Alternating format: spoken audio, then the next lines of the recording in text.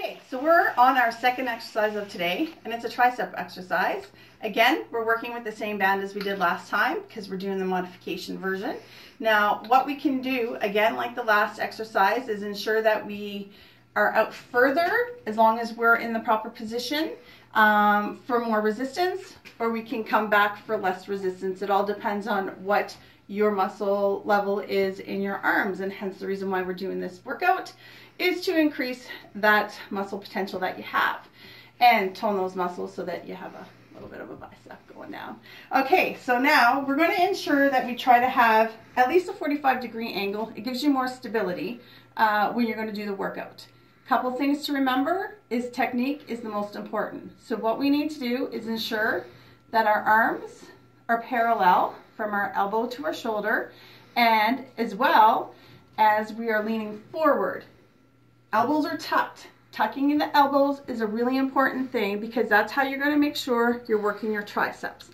So we're going to bend over a little bit, keep our upper body forward a little bit slightly, elbows tucked, and we're doing 6. 1, 2, and remember to breathe. 3, 4, 5, and again, also remember, elbows tucked, and we're holding for 6. 1, 2, 3, 4, 5, 6. Walk the bands back because we don't want it to end up slamming back like an elastic band and hitting you and hurting you. That wouldn't be a great way to start off our day 1 challenge.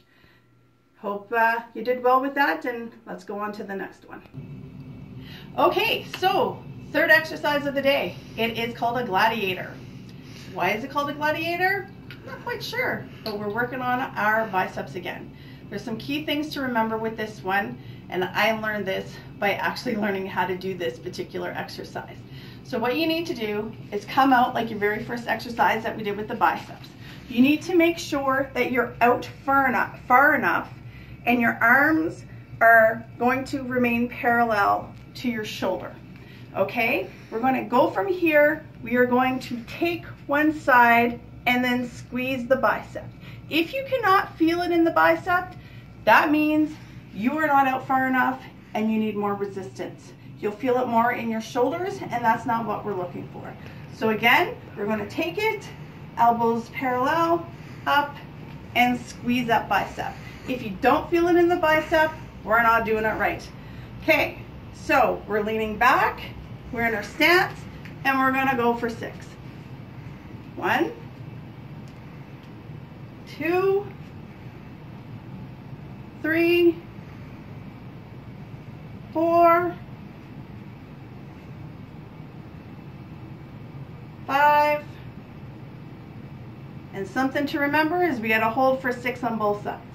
So 1, 2, 3, 4, 5, 6.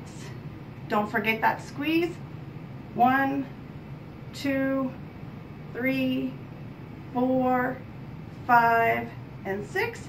And you should feel a little bit of burn on this one. Again, walk your resistance bands in so they don't go slamming and break something. And let's go on to the next exercise. Okay, so now we are on exercise 4. This whole program for one day should take about 6 minutes. I know, hard to believe, right? Because it's taken me a lot more than 6 minutes to film this, I'll tell you that for sure. Okay, so now we're on tricep extensions. So we're going to come out in the same form as we did for when we did our other tricep move, but we're going to reverse our hands this time. Arms are parallel. If you need more resistance, we're going to come out. Our arms are going to come down and straight. Now, to ensure that you're having the tricep actually work, you can kind of flex it by rolling that wrist out just slightly. Not too much because you don't want to hurt any part of the wrist or your arm, but it's an option. Again, if you need more resistance, you take a step out. So here we go. Again at 6, hold on 6. 1, 2, 3,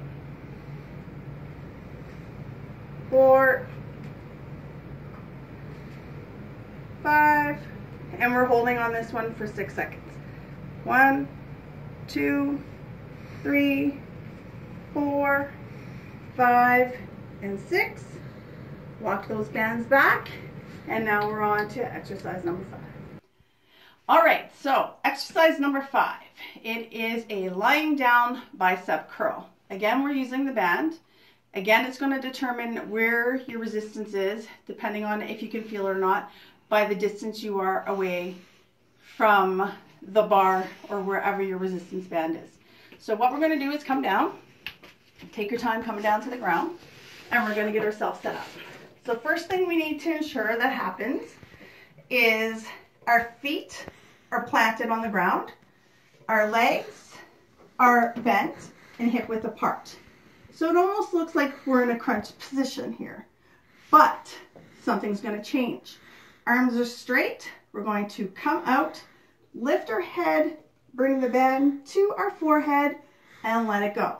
We're going to do that 6 times, and we're going to hold on number 6 again for 6 seconds. Okay, everyone ready? Let's go. 1, 2, 3, 4, 5.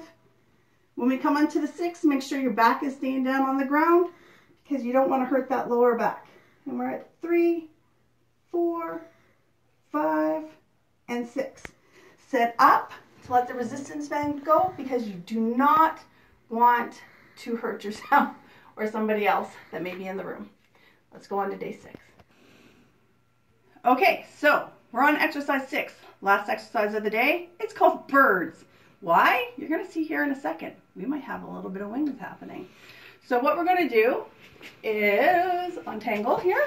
We're going to come out like some of the other positions that we have. The difference is we need to keep our arms and our bodies up.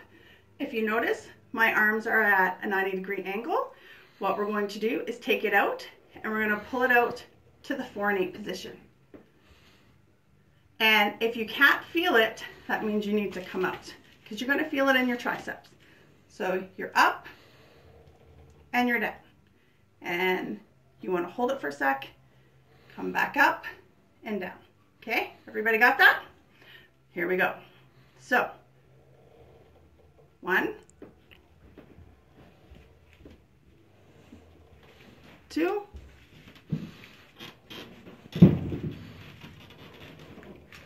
3, and really concentrate on not moving that body.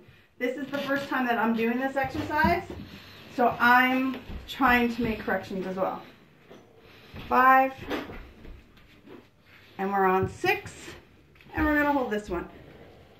1, 2, 3, 4, 5, and 6. We are done. Make sure you hydrate. It is so important to hydrate. Eat the proper foods, and you'll see results in 1 week.